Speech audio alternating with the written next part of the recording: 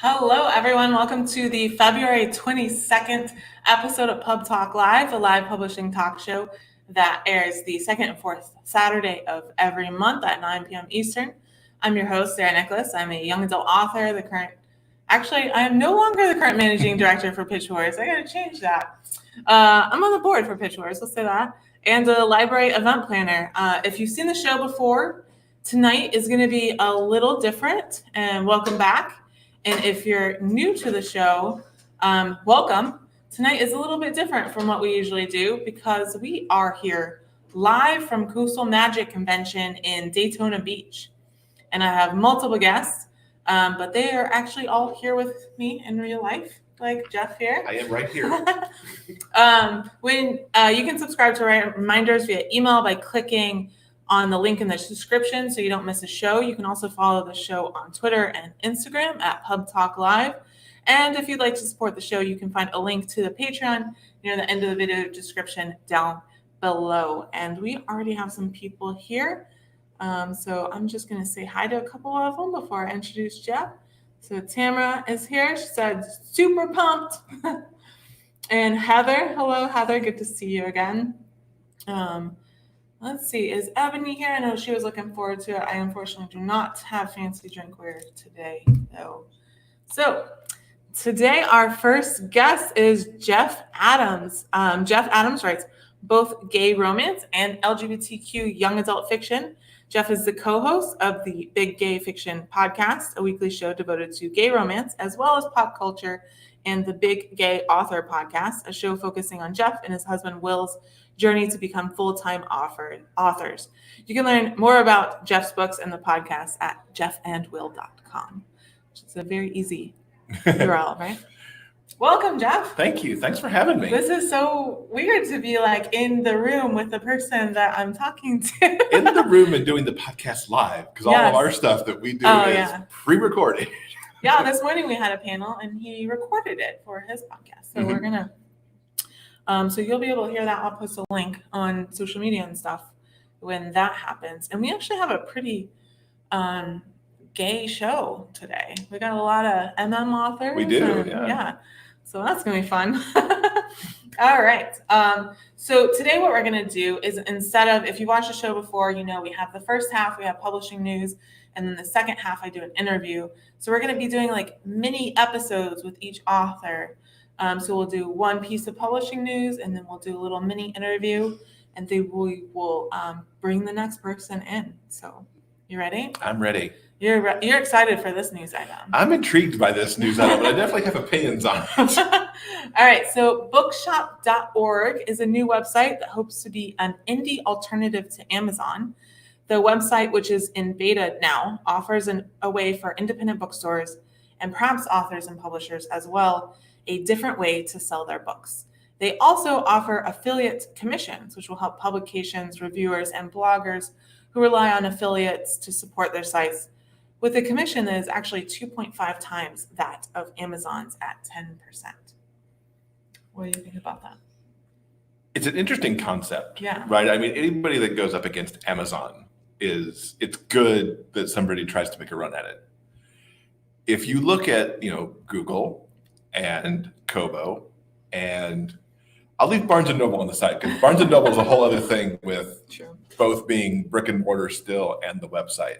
But if you look at Kobo and even Google's attempts, certain parts of the world it works out, certain parts of the world like the US, Amazon is the dominant thing with like 80%, 90% of the book market. And when you add in Kindle Unlimited to that, which especially for the romance authors is where you tend to really make the bank because of the subscription model. Like Kindle Unlimited people are never going to go this route unless they do want to support their local bookstore, because that's the flip side of this where this may work, right? Is if there's something for the local bookstores to be able to augment their funds and help them stay going. You look at bookstores like the Ripped Bodice, for example, where they've got their online bookstore that connects to what the store actually does. And you could do things like if an author's coming in for events, you can order through that bookstore to get the books reserved for you or get autograph copies sent to you through the store.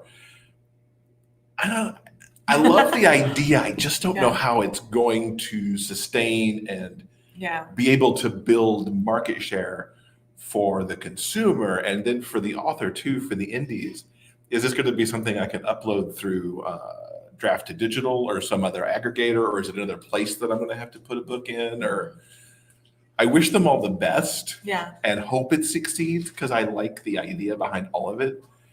I think it'd be interesting to see how they come out of beta and if they can get in it for the long haul, because they're going to be funded enough to actually be able to be in it long enough to try to build the audience. Yeah, well, most of the article, and by the way, if this is your first time watching, all the articles that we're talking about will be in the description later tonight. I copy and into the description so you can read more about anything that we're talking about that you're interested in.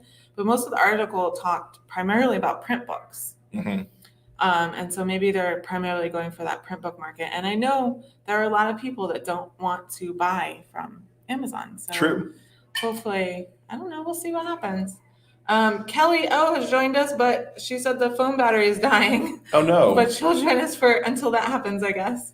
Ebony is here. Ebony, I shouted you out earlier. I don't have any drinkware today to show you. I just have a bottle. So, Tamara said Amazon isn't so big in Australia. I don't think. I don't know anything about Australia. I think that's true. I mean, Amazon tends to be the biggest here in the US, a little bit in the UK. Kobo is big Canada and more worldwide. Yeah. So there could be some opportunities. Yeah. Other places to make an impact. And I think bloggers will be tempted by the 10% commission. Yeah, that's pretty significant. Yeah. If you can get affiliate, because that may actually be some of where they can get their money is from the bloggers linking there instead of Amazon. Yeah. All right. So let's talk about you for a minute. All right. So you do 2 different podcasts, right? So how do those podcasts connect to your writing?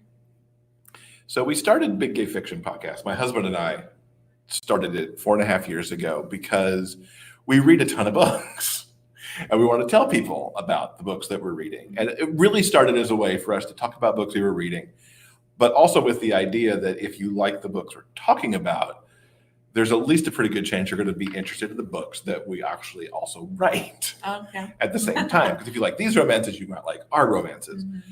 And then we started adding a component of interviewing authors, which is so incredibly fun because for us as authors, it's always fun to talk about it to another author about their book, how they wrote it, what it's about, their processes, all that stuff. And so it really became a great, not only marketing platform for us, but almost more importantly to us is, really calling out books that we love, but also this way to talk to authors every week. And I think it's cool for our listeners and our viewers too, because all of this ends up on YouTube also. And we usually get video with the authors. And it's a way to see the author and hear from the author if you can't get to an event like Coastal Magic or some of the other events that are out there, in the community. And you could see and hear from them and be more connected to them than you might be just through a blog post or a Facebook group or something like that. I actually used one of those videos when I was trying to decide on a guest for a show, and I had never seen them speak in real life, and I used one of your videos to determine if they would be a good guest. Can they speak good? Which is sometimes the problem you run into because the authors can be introverts a lot of the time, and you put them on a camera, they're like they freeze. Yeah. That's why I think you're so bold doing this live, because I can chat with the guest a little bit and warm them up before I push the record button, and you're off and running. Yeah. Sometimes it works. Most of the time it works.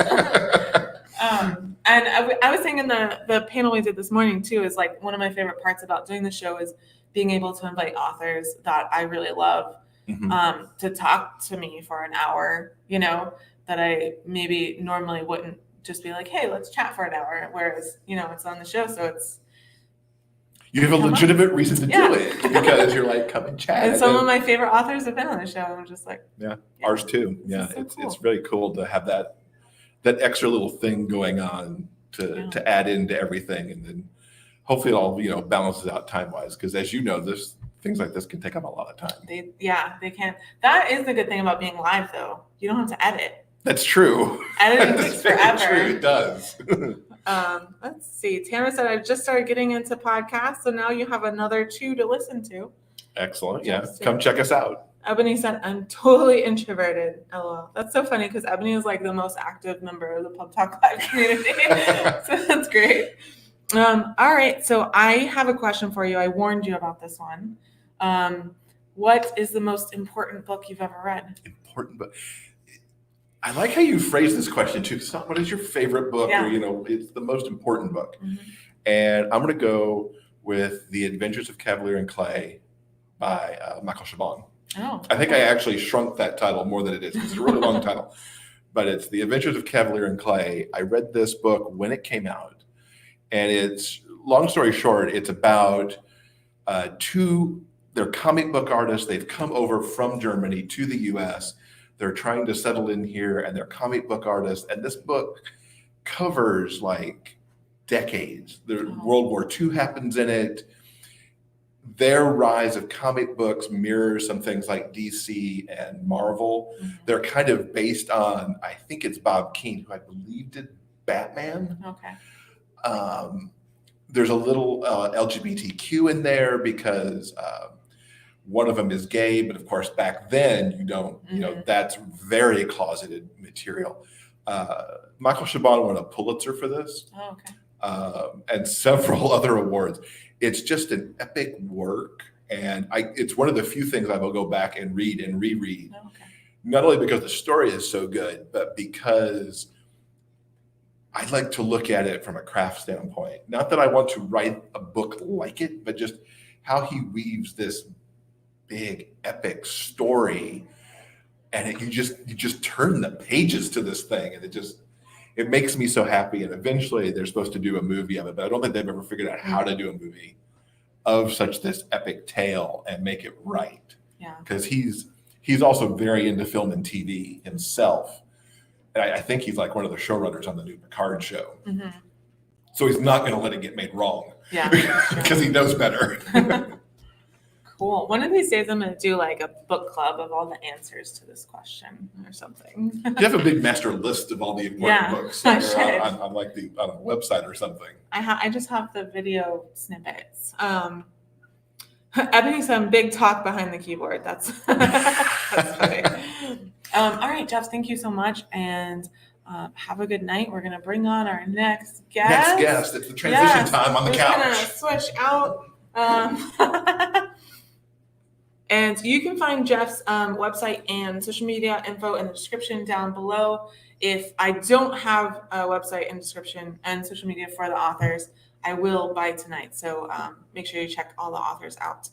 I also want to say before I introduce our next guest, if you are watching anywhere that's not on the YouTube website, so if you're watching on like Twitter or Facebook embedded, make sure you click on over to the YouTube site because that is where the chat is going to be. So I won't be able to see comments on Twitter, but if you switch over to the YouTube chat, that's where I'm going to be able to see your comments. And that's where all the conversation is happening. So, and I will try to remember to say that again because people come in and out, but maybe y'all can remind me. All the authors are here, by the way. They're just being very quiet in the back.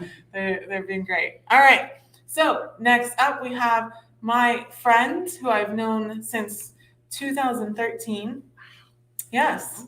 Tawdra Kandle. That was the first Coastal Magic convention back when it's called Old City New Blood. We actually met at this convention. Yes, that's true.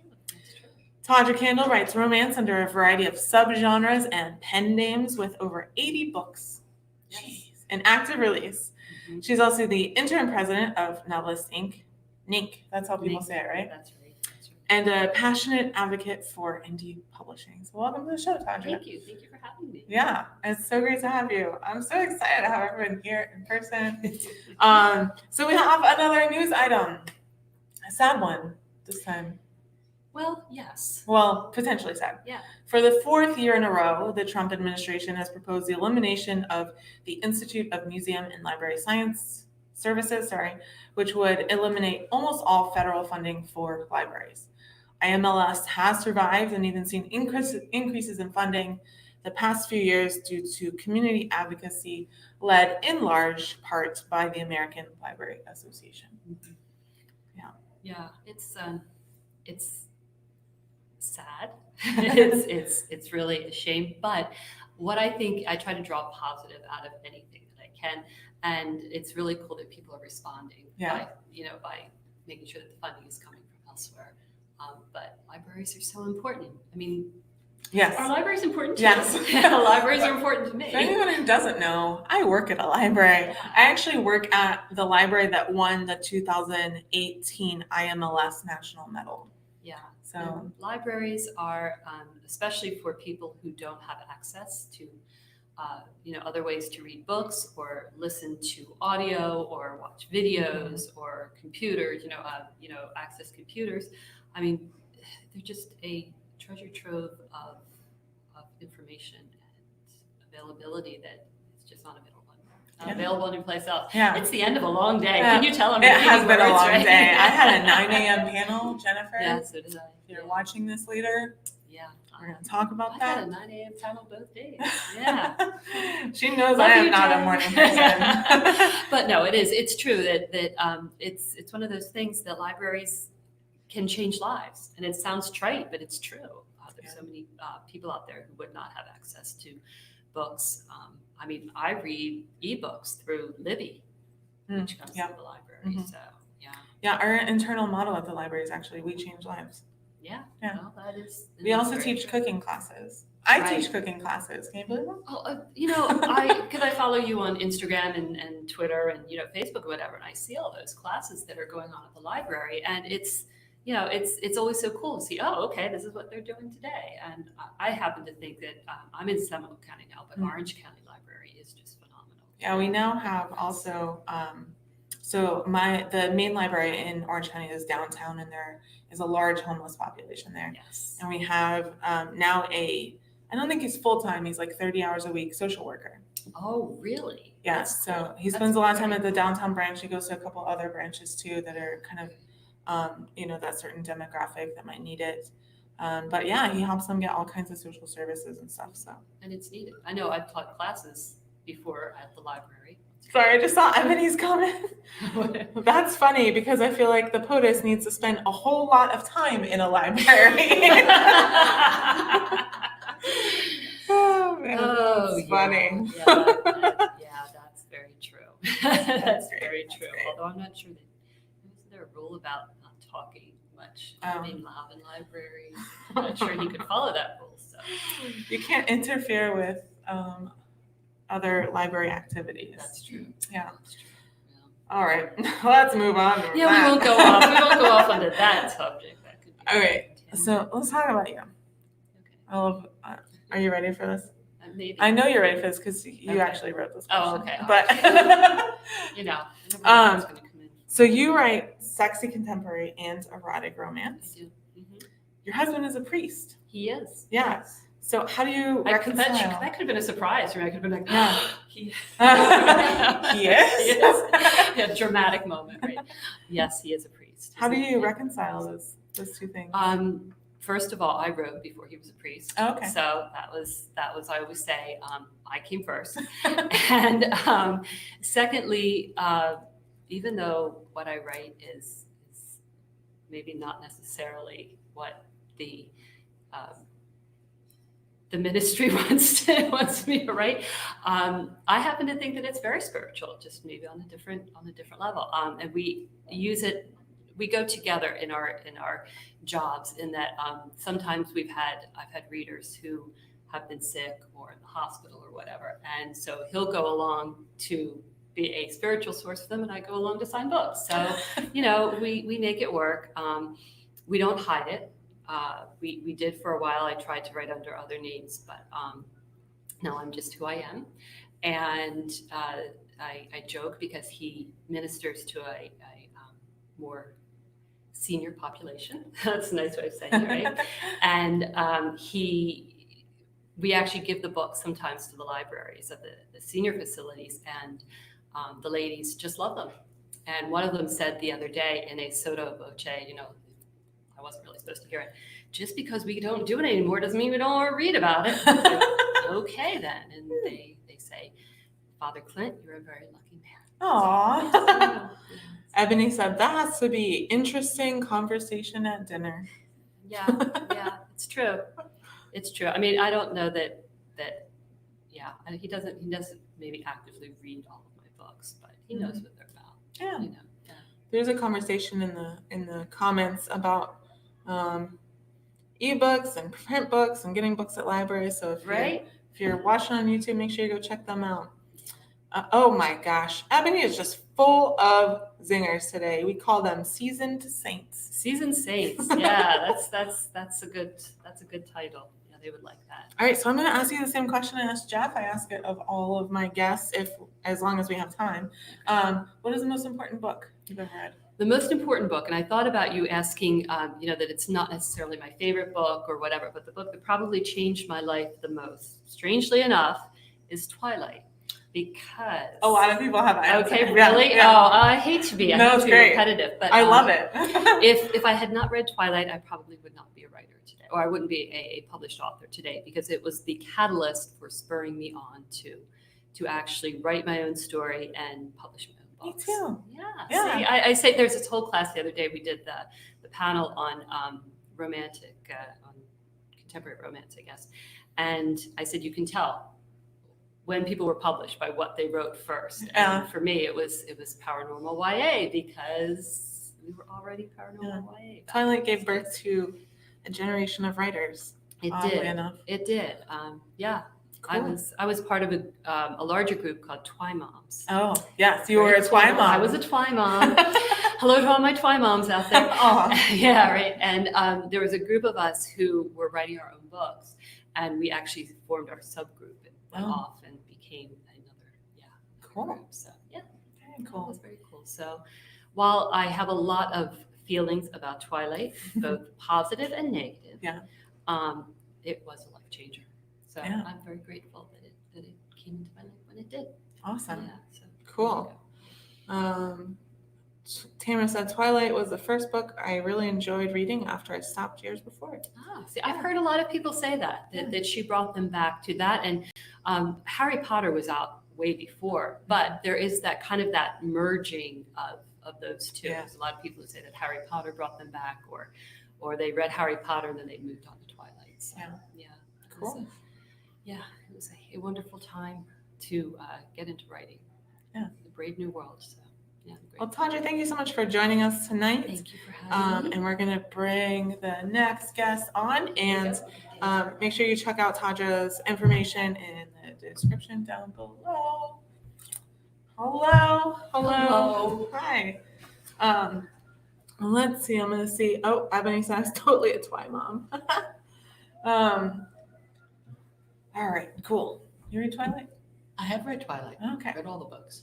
So Kiernan Kelly, this is Kiernan Kelly, everyone. She's a good friend of mine. Kiernan writes hot and sexy stories of gay romance in multiple genres. She also writes young adult GLBTQ romances and middle readers as Dakota Chase. Kiernan's works can be found at KiernanKelly.com. Dakota's work can be found at DakotaChase.com.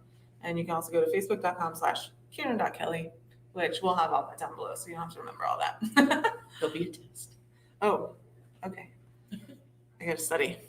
So Kiernan, I think we met Coastal Magic, didn't we? Yes, we did. Wow. Yes. And were you at 2013 or were you? I've been at all of them, yeah. Wow. So we met Old City, all New at the same Blood, time. yeah. That's cool. The horrible Parrot Hotel. Oh, let's not talk. Okay, we can talk about it a little bit. There's parrot cage in the lobby. Yeah. And they just squawked and it echoed and it was, and the food was not good. Yeah. And some of the rooms were renovated, some of them weren't. We all survived though. We did. We all survived. And we all came back. It was birthing pains. It was convention. It was, yeah.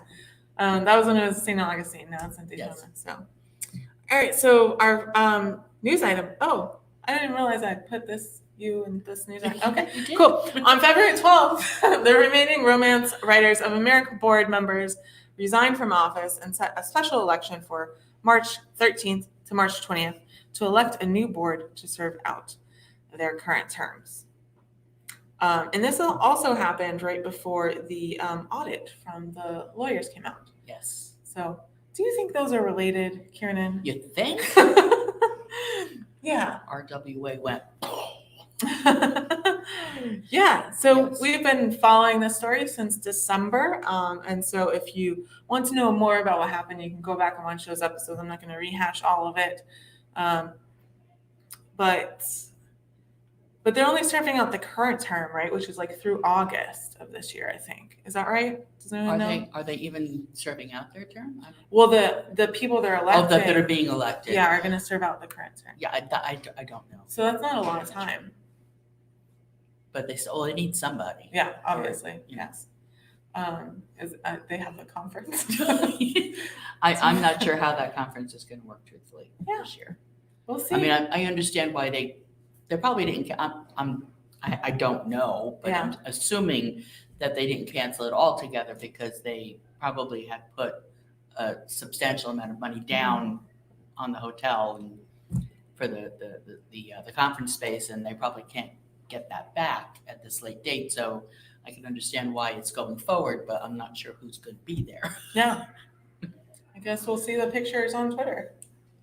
Picture. There'll be one. You remember that convention that someone posted a picture? It was like a sad ball pit in the middle of like an empty convention space. That's what I'm thinking of. Oh no. Heather admitted that she never read Twilight. It's fine. Clutch It's my okay. pearls. Oh, she watched the movie though. Oh, yeah. Did you like the Twilight movie? I like the last one. I did not say it.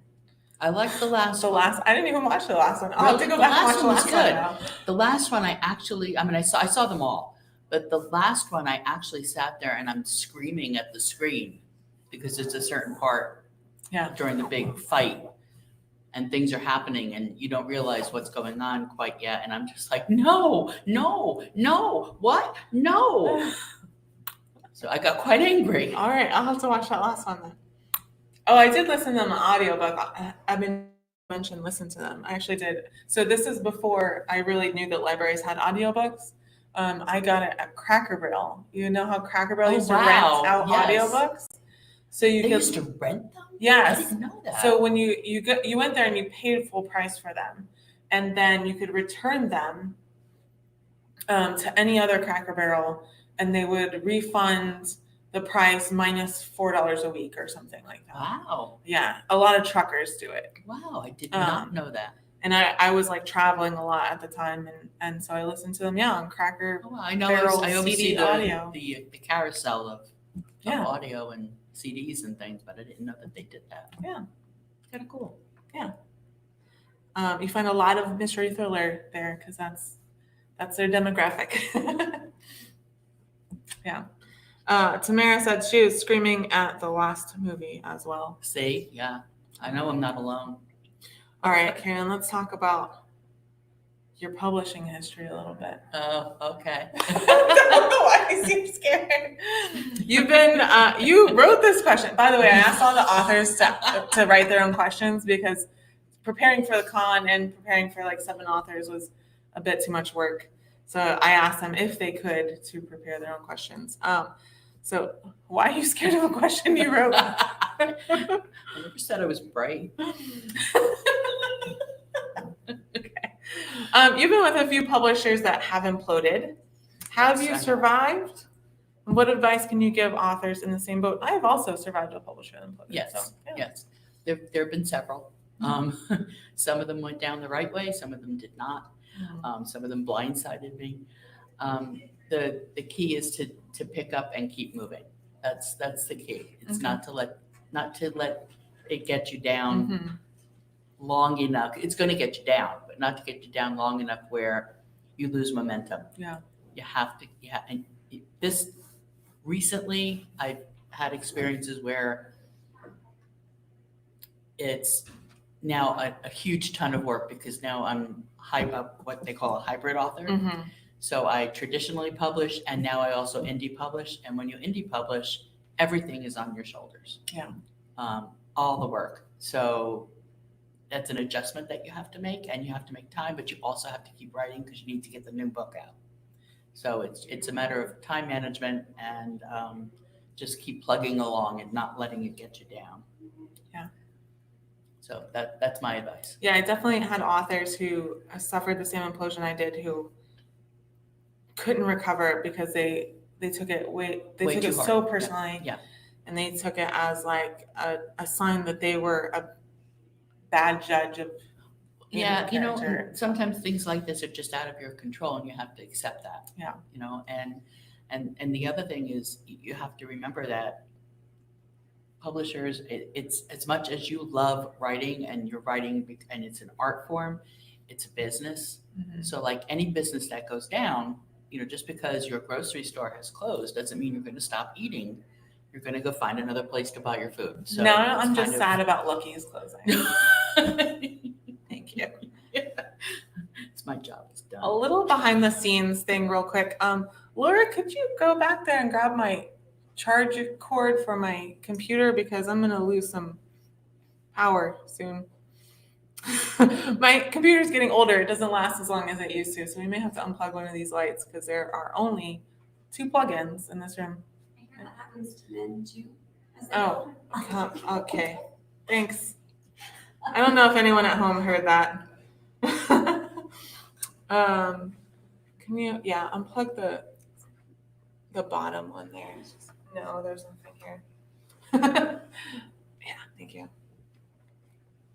And I will lose light and my guests will be well lit. You could just move over. That's true.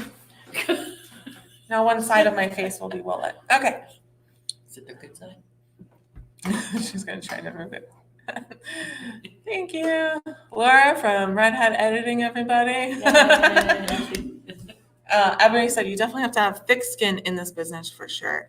Yeah, I've seen a lot of writers kind of tumble out of it because they. And that's a shame. Yeah. That's a shame.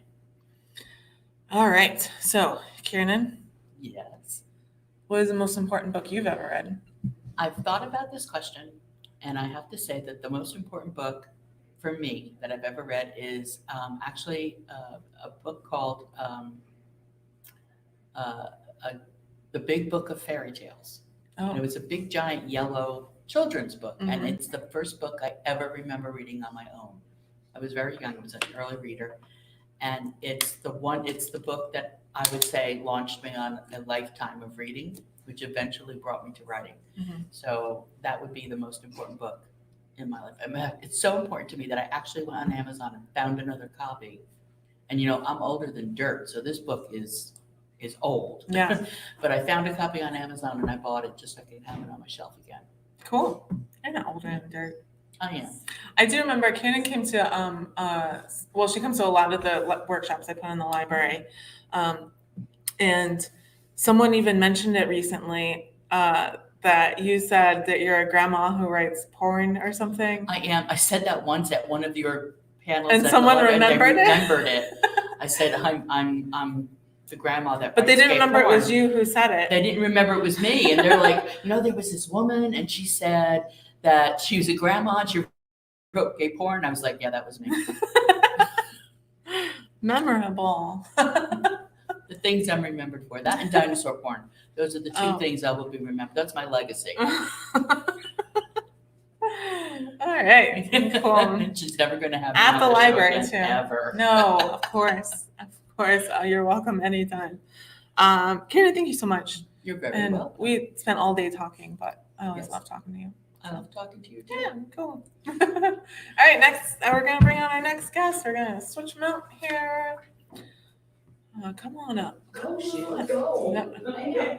I was waiting for Stacy. I was thinking maybe she'll come in, right? When I come to sit down. Yeah, we had an author, she had her babysitter canceled on her, so we weren't sure if she was going to make it or not. But she was not able to make it, so it's fine. We're moving on. Ebony, I love it. Everyone is well prepared tonight. I haven't seen the face yet. So a lot of times when I ask that most important book question, I usually only give people like an hour, 30 minutes warning. Yeah. And they make this face like. Oh, I'll make that face for you. Don't worry. I know the answer, but I'll still make it. But I actually gave them a couple days warning, so they had some time to prepare. Emily said this is like the best speed dating ever. Oh, Yeah. that's kind of a nice Yeah. analogy. It is. So I'm up next.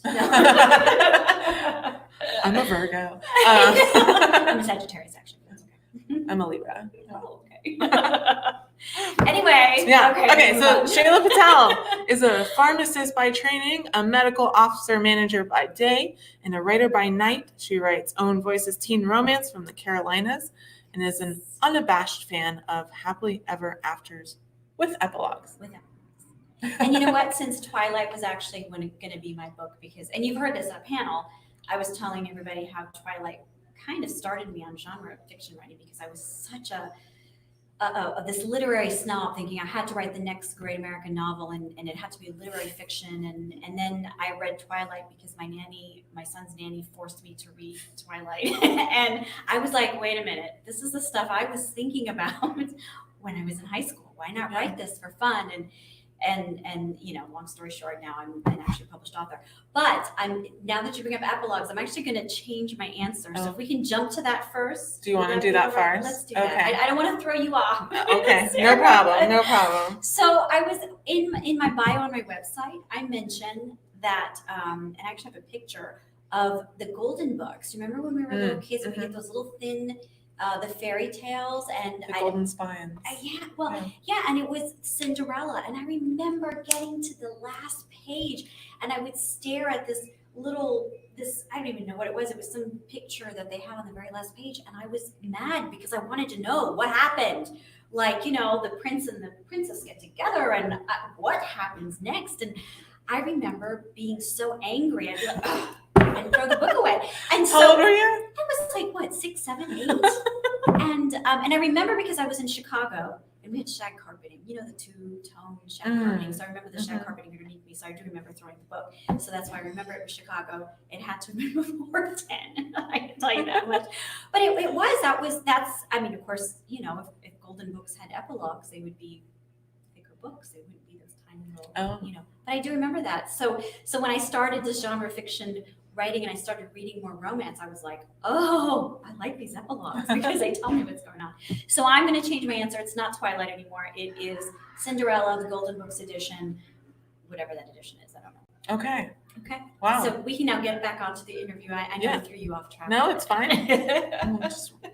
We had to plug in my laptop and unplug the light. This is nothing. This is nothing. All right.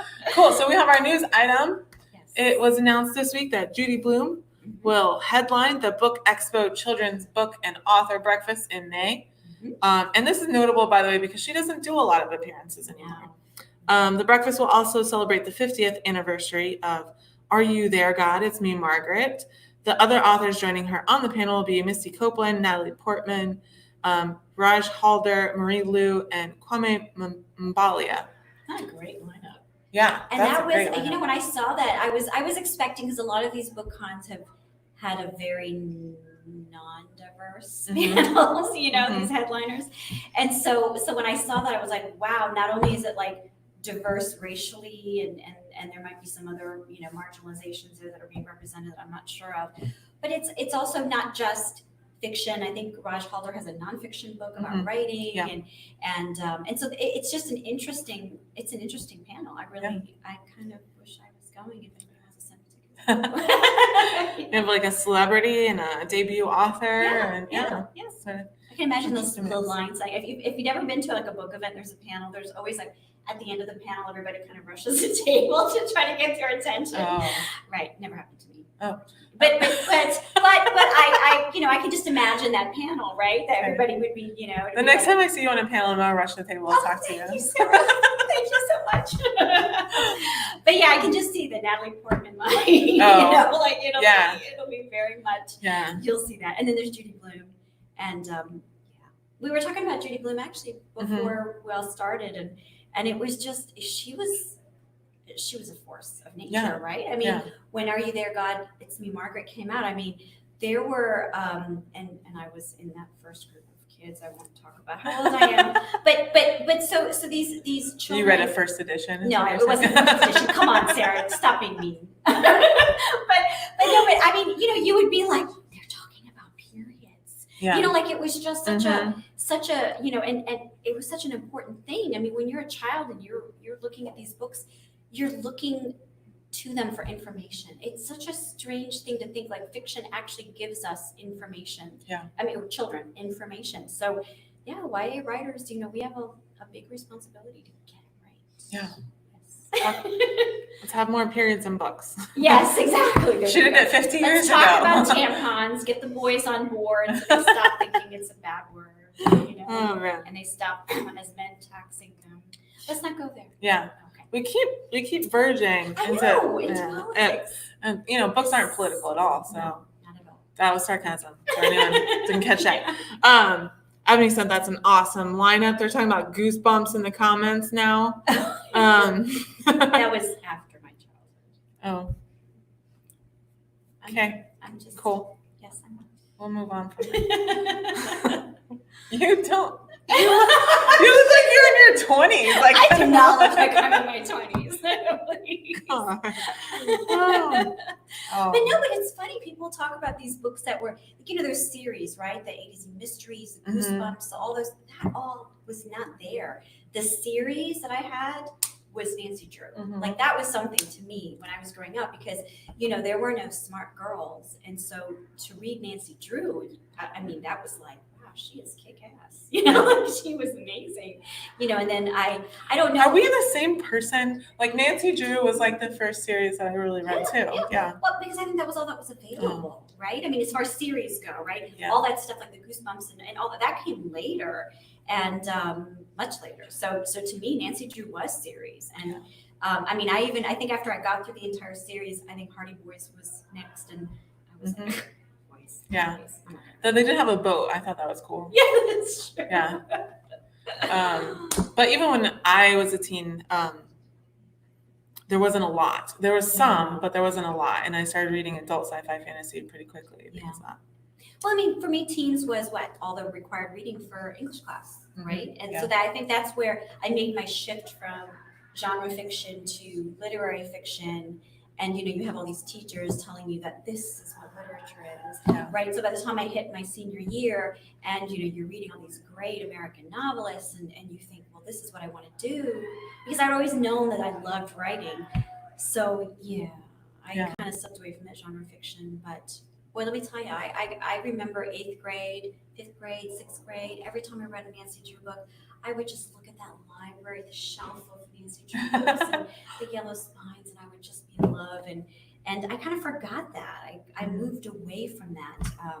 You know, I mean, not to say that I didn't enjoy all the academic books that we read and all the literary fiction, but that took me away from my voice. And so I spent so many years trying to write literary fiction, and it just wasn't me. And then, of course, Twilight came along. And yeah, I ended up kind of falling back in love with genre fiction, realizing that's really where my voice is. And so, yeah. So if you're a writer out there, don't try to fit into a box. Just do what you want to write. See, I didn't even have to ask you a question. We like kind of just jumped into that She conversation. pegged me to talk a lot. So. Yeah.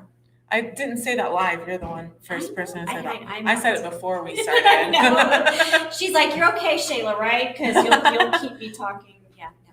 Go ahead. So speaking of that, this actually ties in really well. How do you feel about how did you feel at the time of the lack of diversity in what you were reading? So, you know, the reason you asked us to write questions, right? And the reason I put that question there, because I think a lot of people nowadays, right, like young teens want to see themselves in books. But honestly, when I was in 8th grade, 5th grade, whatever it was, and I was reading, I didn't even know to wish to see me in a book.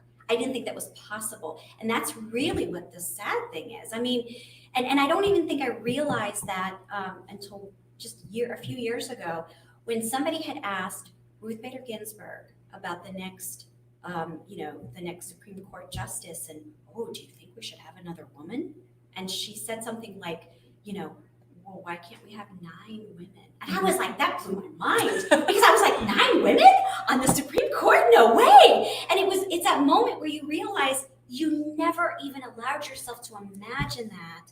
And then I think it was like the very next week I was at a book conference or something, and that's when it dawned on me that I never really dreamed that I could see myself in a book. Sure, I wanted to see myself in a book, but I just never dreamed that could be possible. So when I started writing Soulmated, I was like, well, I want to see myself in a book. And it was such a neat thing to think, because I really didn't think that way. I didn't think that, I could set out writing a character who looked like me, an Indian American girl that wasn't a stereotype that was found in a Nancy Drew book or anything else, But that was what was phenomenal about making that journey, writing that book. So that's important to me. But yeah, that was one of the reasons I wrote the question, because it wasn't that at 8 or 9 or 15 I thought, oh yes, there need to be Indian American girls in books. I just didn't think it was possible, and that's what's so sad about it. When you have LGBT kids, you have kids of other marginalizations, and they just can't even imagine that. That's what's sad to me. Yeah. That's what's sad. So Judy Blume, that was great growing up, seeing all that. But yeah, what would it have been like to see me in a book? I can't even imagine. I can't even imagine that. Well, we could talk all night, but we have to bring in the next author. guest. Yeah, we're gonna have to get you on the show later so we can just kind of Yes. do a long form one. Yeah. So thank you so much, Shaila, and you can find her information down below as well. And we're gonna bring up Victoria Sue. I'm gonna go through a couple of these comments while Victoria's coming up, and also there is a cart rolling by. I don't know if y'all can hear that.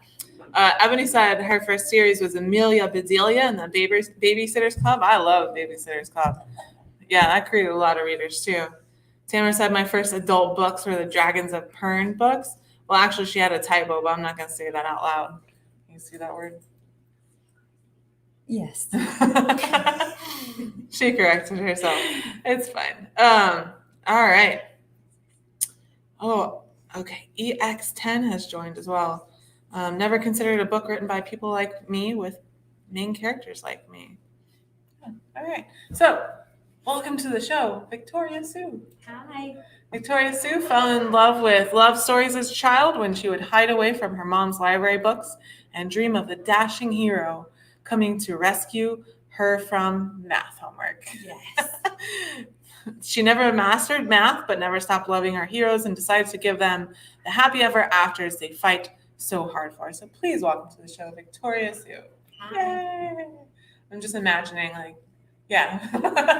we need crowd sounds. All right. So have you seen the show? You haven't seen the show before. I haven't. But yeah, you so- kind of. So they were at her and the next guys were at an event, and so they had to come in a little late. But so usually what we do is the first half of the show with a guest co-host. We do about 30 minutes of publishing news from the last 2 weeks, and then we do an interview with a third guest. But we're kind of squishing all that down and doing mini interviews with Okay. each author. So we're going to do a news Happy item. to be squished. Okay. All right. So this is something we've been talking to the show since the beginning, since October, and we're close to seeing a resolution. Amazon and the publishers who sued them over Audible captions have come to an agreement that Audible will not include copyrighted works of the plaintiffs and all other AAP members without permission. The parties attempted to have the settlement sealed, but the judge denied that motion, referencing a settlement amount that may be redacted. So we know that one of the parties is paying another party some amount. That's all we know. Mm-hmm. Do you know about the Audible captions lawsuit? I know. All I know is that Audible were trying to put legible red captions somewhere, whether it was on somebody's phone or something like that, where they listen to the music, and the publishers, namely the Big Five, didn't like this because they said it was kind of up their territory, the written word rather than the spoken word. So Yeah, they were creating ebooks out of the audiobooks. Yeah. Basically. I think it was Audible wanting a slice of Amazon's pie, Yeah. and publishers didn't like that. Yeah. Yeah, so this has been happening since October. They've settled out of court. And so it looks like we'll probably know what the settlement entails in a couple of weeks. Mhm. So, and then we'll be able to close this chapter and move on, because I've been talking about this for 5 months. All right. Do you listen to audiobooks? I do. I Yeah. love audiobooks. My too. dog loves audiobooks as well because that means he gets a much longer walk. Oh, yes. Yeah. Same. Yeah. Yeah. Yeah, and I've even got to the point now where I'll wait for a book to come out on audio Oh. rather than buy it on ebook. Oh, okay. Yeah. Most like 95% of my book consumption is audiobooks now. Yeah. So, and that's about to go up because I'm about to have a much longer drive to work. So, well, Victoria, was there anything in your life that you, it wasn't in your bio, but you write gay romance. I do. Yes. Was there anything in your life that influenced your decision to write that? Two things. I, far too many years ago, probably about 25 years ago now, I used to nurse, and as you can probably tell from the accent, in England. Oh, no way. Yeah. No, it's hard to believe. But many years ago, I was a student nurse and doing a night rotation, and I got friendly with a young man who was terminally ill, and I came from a very sheltered background, and I walked into his room one evening and he was reading what we called Mills and Boon, which is the English version of Harlequin romance. Oh, okay. And we got talking over a few nights, and I said, "Why are you reading that?" Because I knew he was gay, but it was a cowboy and a cowgirl. Obviously on the cover it was a het romance. And he said, "Because I can't get any books that show me on that cover." Oh. And I will never forget that. I mean, that's, like I said, it's 30 years ago, and unfortunately he did die a week after that. Oh. But I've never ever forgotten that he could not buy his idea of romance, just walk into a bookstore or get an ebook. Yeah. Wow. And I don't like it not being inclusive. Romance is for everybody. Cool. Are you getting teary? No, I'm getting forget that. teary. Yeah, he influenced me a lot. I mean, I won't say his name or anything, but Yeah, of I'll course. never ever forget him. 30 years later, and I'll never forget him. Yeah. Ebony wanted to say hi to you. She said, "Hi, Victoria." Hi. And she loves your accent.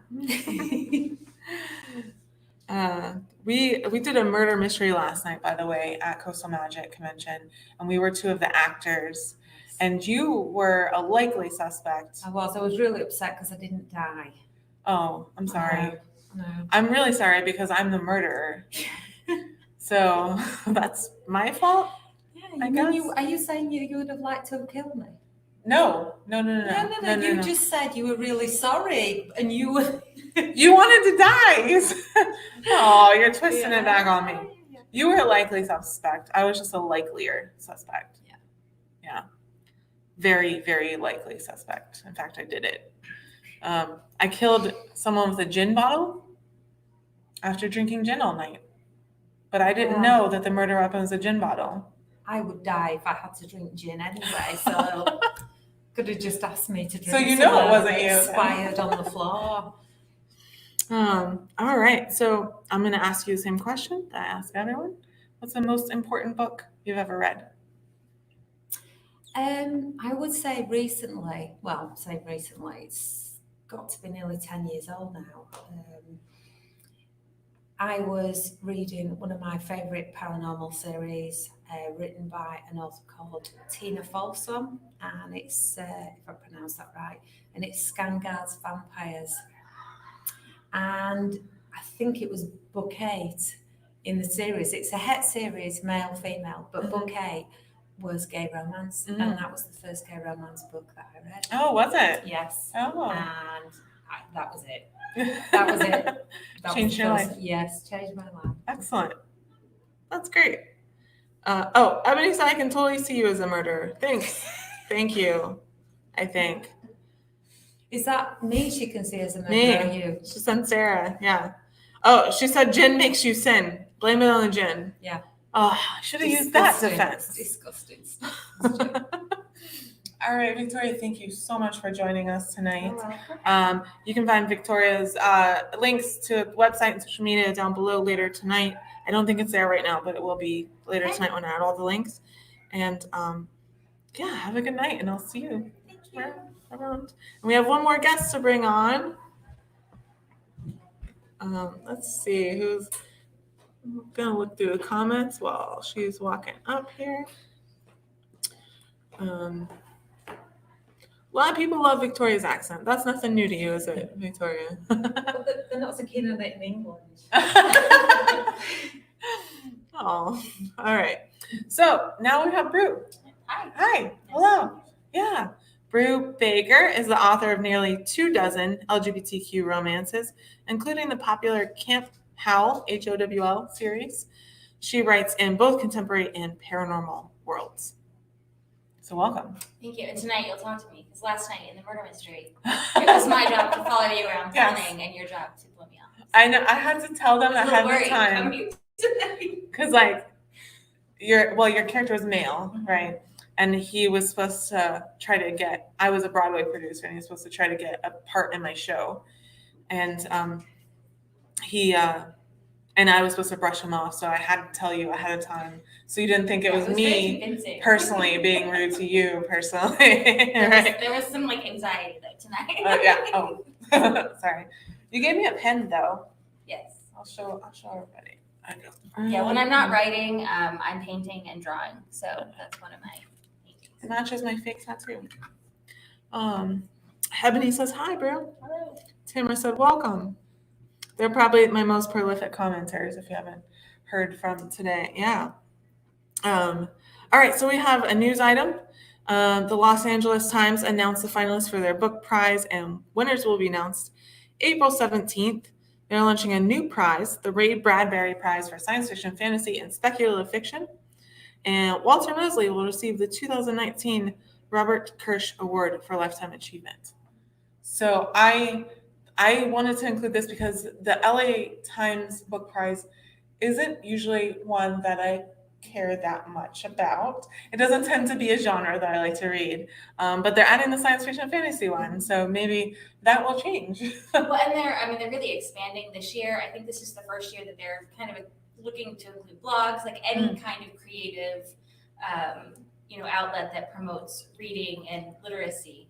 I think they even changed the name of it this year. It's the LA Times Festival of Books and Storytelling and Innovation, or Storytelling and Ideas, I think is what it is. So I've been a few times, never to the awards ceremony, but just signing books and stuff at the actual. You live out fest. there? I don't. I live Okay. in Indianapolis, so I had a chance to not Be in it. Indianapolis.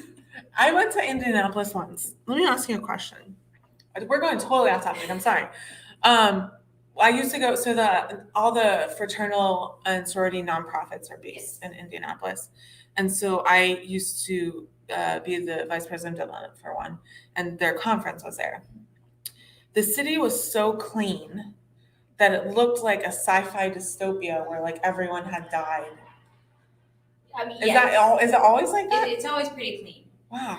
Because not a lot of people live downtown, and that's Oh. changed over the last few years. But it's very much deserted in the evening, so it can be pretty freaky to go because you don't see any grocery stores, you don't see anything like that. It's just like white walls and white sidewalks and empty streets. well, and just keep white, yes. Yeah, that too. Yeah. So also why I enjoy going to LA since I'm not white. So. Yeah.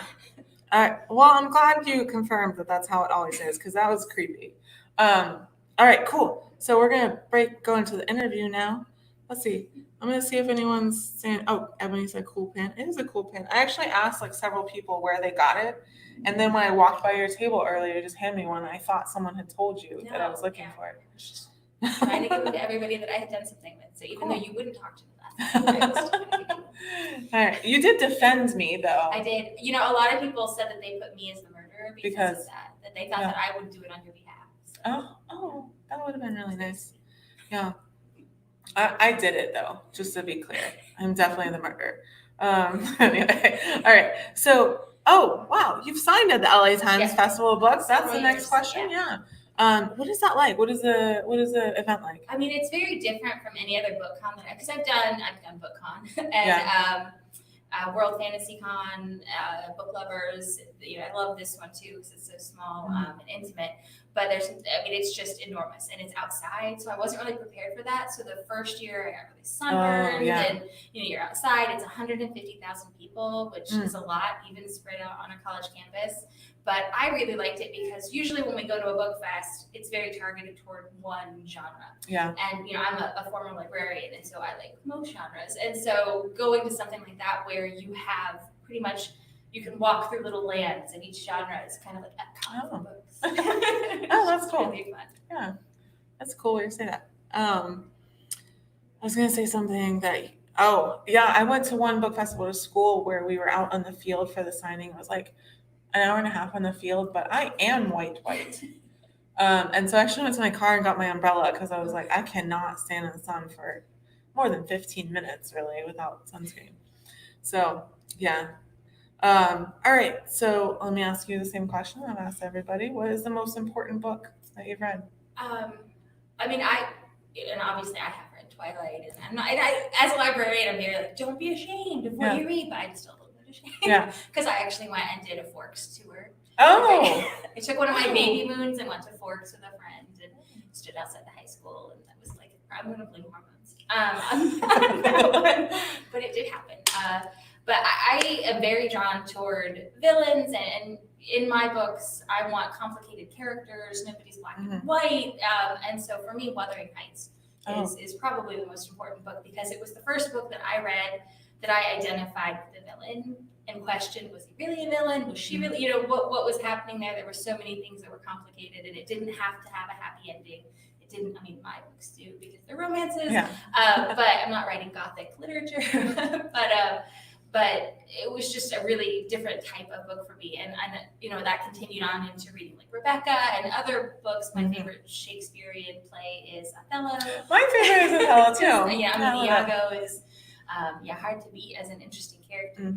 So that really shaped how I write my characters and how I write, the villains or the bad guys. Just because I want something sympathetic in all of them. I want the reader to be conflicted. Like, I should hate this guy, but so it all kind of goes back to Heathcliff. So cool, very cool. Tamara said, I would love to go to a book festival. Ebony said, me too. I've never been to a book con festival. I love them. You love them. I do, because you're among your people. Yeah. This is a great one. If you like romance, urban fantasy, or paranormal romance at all, this is a really great conference to come to. It's small and intimate, but a lot of fun. And you can tell because all the authors keep coming back year after year, which is always a good sign for a con.